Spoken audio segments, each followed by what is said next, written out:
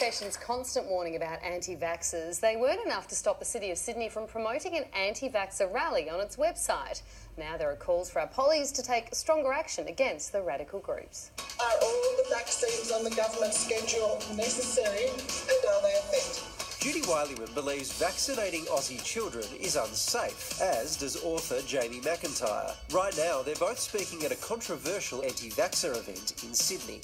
And even more disturbingly, if you visited the City of Sydney website, you would have seen a listing for the rally. Government, media and the medical community are pushing more and more vaccines on us. Why? It's absolutely ludicrous, downright stupid that Sydney City Council finds itself in this position. The anti-vaccination movements, they're ridiculous, reckless and irresponsible. Lord Mayor Clover Moore quickly had the listing taken down. I asked for it to be removed. We shouldn't be debating vaccinations. The jury is in.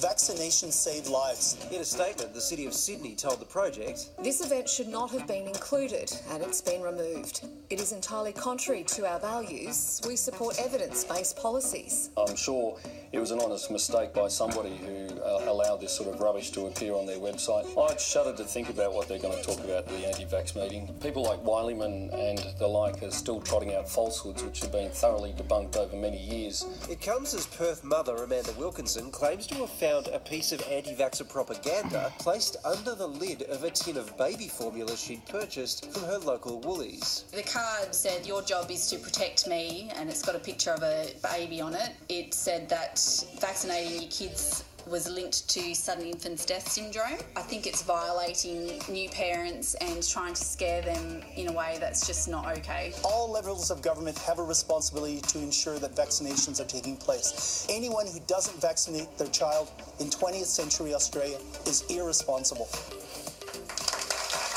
You feel strongly about that? No, obviously two separate stories there, but I think the latter is the reason why they shouldn't be given a voice and put on the council website. And Clover Moore has said it just slipped through. She's asked the CEO to review the criteria. They don't allow pornographic or violent material, but they've never dealt with a situation like this. So to be clear, you submit your event to the website. They just pop it up. And then they put it... So obviously they've got their ways of checking and they just didn't register. I think government's been pretty good, pretty strong on these anti-vaxxers. I think the no jab, no play laws are great, and I think most people realise that they're lunatics, these people. Well, I don't know about that.